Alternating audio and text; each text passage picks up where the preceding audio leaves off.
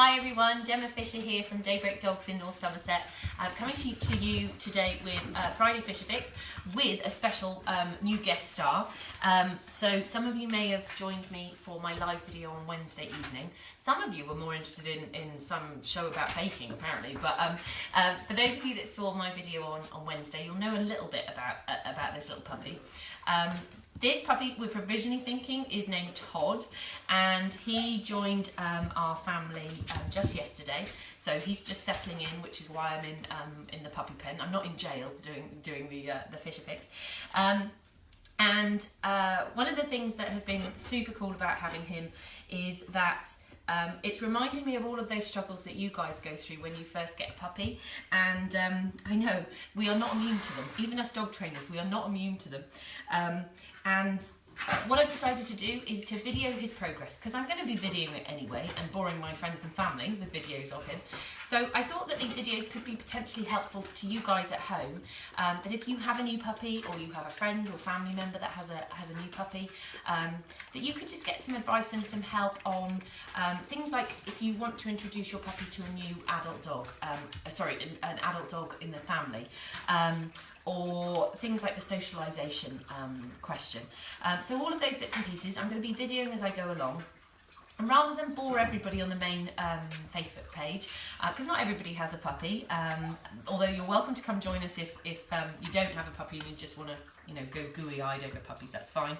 But what I've done is I've set up a private Facebook group, and it's called the Puppy Diaries, and it's about Elmsley Hot Toddy, which is my young man here. So if you want to follow what I'm doing in there, please do go to that group. Just click on the join, and we will add you to that group, and then you'll be able to see how things are going with young man development. Okay, so getting into the Friday Fisher Fix for today. So the Friday Fisher Fix for today, I have several questions this past week about how to get your dog to settle. So I believe personally, and it might be because I have border collies who are naturally known as a high drive sort of a breed, high drive things, aren't you? That teaching them to settle from a really early age is really, really key. And I think this goes for all of our working breeds, and perhaps all of our dogs actually, that it's important for them to know when they are on and when they are busy and they can be connected and doing stuff with us, but also when they should be switched off and they should relax and they should chill out. Because let's face it, nobody wants to be entertaining their dog like over the 24/7 period and has to be at their dog's beck and call all the time. So I've got a few tips for you to try out this weekend in teaching your dog to settle. First off, I want you to think about the time that you choose to start teaching this exercise. So first thing in the morning, when you've just come down and you're in your pyjamas and your dog is really, really pleased to see you, it's not a great time to teach them to settle, because they're going to be excited and worked up, and it's just not going to work very well. So the time that I normally look to teach my dogs to settle is I look to find a time when they're going to be quite settled naturally. So that might be in the evening, so we might be sat watching some TV and having a cuddle on the floor or on the sofa. And what I'm going to do whilst the dog is in that sort of settled and relaxed state is I'm just going to go into my pocket, I'm going to find a treat, and I'm just going to pop it down in front of them and I'm going to feed them, okay? So mostly when our dogs are being nice and well behaved and quiet, we ignore them. We just take that for granted and we think, awesome, fab, I can go and have a shower, I can go and catch up on something on the computer, etc, etc. But actually, when my puppies are being nice and quiet and settled, one of the things that they do get is they get reinforced for it. So what happens is I'm more likely to see that behaviour again in the future. But as I say, I pick on a time where quite naturally, like now, you can see Todd's had a busy day already. Joining our family has been busy work, hasn't it, sweetheart? That when they're quite relaxed is a really good time to get started with this exercise. So that's the first thing. Think about when you start teaching that exercise. Diva, can you come over here, my love? My friend Andrea is filming for me today. God bless her for coming to help me out, because yesterday was a very busy day picking up Puppy, and I hope I'm making sense today. If I'm not making sense, pop in the comments, Gemma, you need to slow down, or explain it better, that's fine. Yes, it was a very busy day, we're quite tired over here. So, Dee, can you come and get onto bed? Thank you, there's a good girl. That's super, very nice.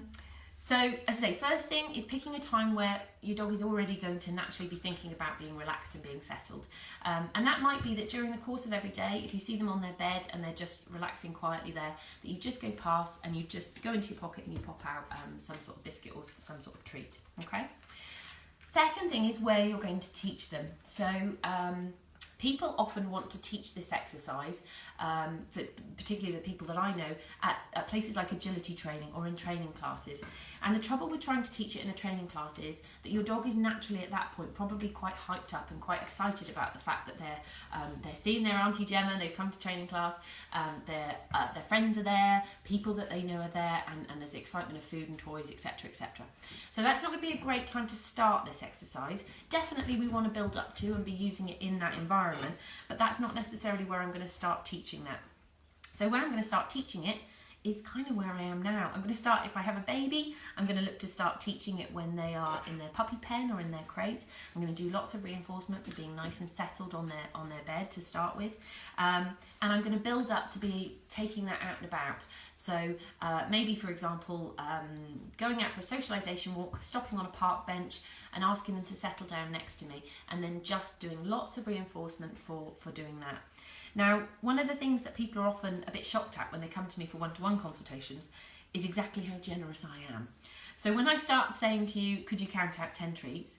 And then the next time, could you count out 10 treats? You quickly start to go, my goodness, I haven't got enough treats here.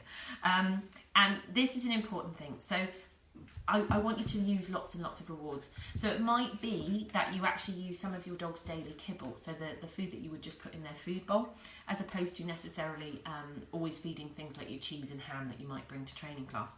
And they could earn their breakfast and maybe their lunchtime and their dinner meal that way. Certainly at the moment, he hasn't had, you've had a little bit of food out of the bowl, haven't you? But a lot of the food that he's having is happening when he's doing bits and pieces with me. So he's getting it throughout the day, drip fed throughout the day. Aren't you, Sweetie? So, so picking where you're going to do it is important. Start at home, start somewhere where it's quiet and settled. If you have a friend or family member you can pop over to, that would be a good place to then to transfer the behaviour and start building it up there.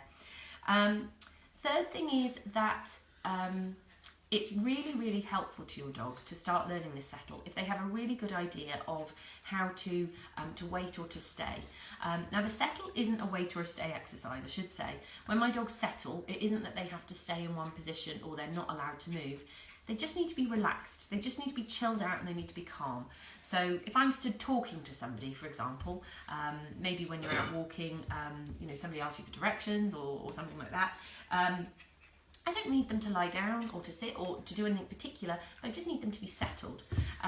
Now, my dogs are collies, so they tend to go into a down because that tends to be their want.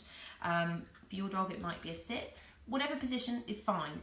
The emphasis really is on how settled they are. So what we want to see is, we want to see a nice, relaxed, chilled out dog.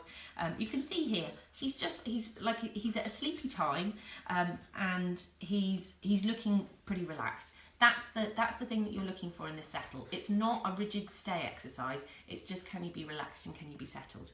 Now, one of the things that can help you in teaching a really good bed exercise and teaching your dog to go onto their bed is, teaching the stay exercise is teaching the dog to go onto their bed. And one of the things that we do in order to teach the dogs to go onto their bed and start teaching a really good wait and stay is we use crate games in our training. So crate games is a series of games that were developed by Canadian dog trainer Susan Garrett. She has a DVD which is about £20 on Amazon. It's really, really worth investing in.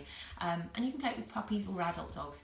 And through the games they learn lots of things about self-control and how to remain where they've been asked, so teaching their stay exercise. So there's just multiple benefits in that, okay? So I think those are my three things. First one being pick a time. Pick the right time for you and your dog to start doing it. So a quiet, settled time that your puppy or your dog would be naturally quite settled. I know. Hi. Second is thinking about where you're going to do it. So thinking about somewhere where your dog is more likely to be relaxed, more likely to be calm. So not maybe, for agility people, maybe not taking them to an agility competition, expecting to start teaching them there, something like that. And then the third thing is teaching some sort of a stay or a wait. And we use crate games, and we roll these out onto teaching the dogs on their beds as well. And that we find is a really great way to start off this settle exercise. So those three things, if you go away this weekend and have a play with, you should find that you can really get some real progress in if you've got some time this weekend to spend some time training your dog. So I think that's more or less it. Do we have any questions at all, Andrea, today?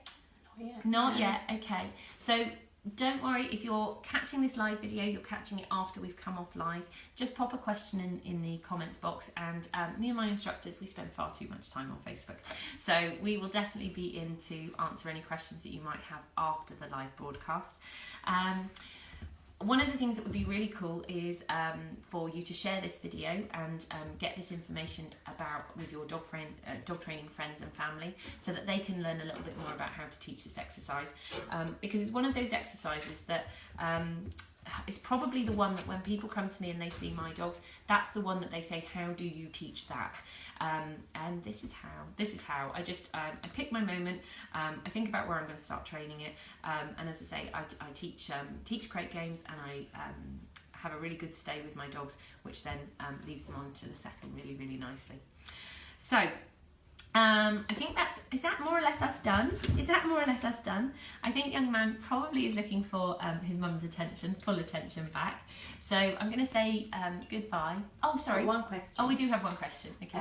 Looking for options to help dogs while settle when giving blood. Oh, while giving blood. Oh, how cool. So is that somebody's dog is going to be like a blood donor? I guess so. That's really cool.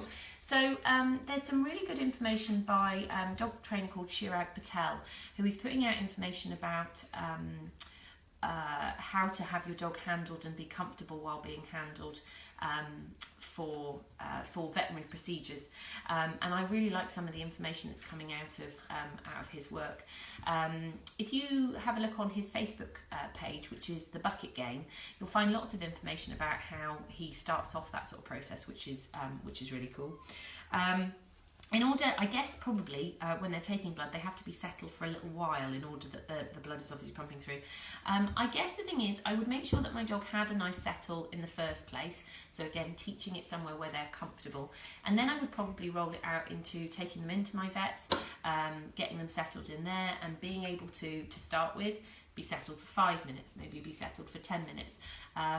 We quite often use things like puppy Kongs. So when we're out and about and we're growing the game of settle, we will quite often take filled puppy Kongs and that sort of things with our dogs, so that they've got something practical to be doing whilst they're settled.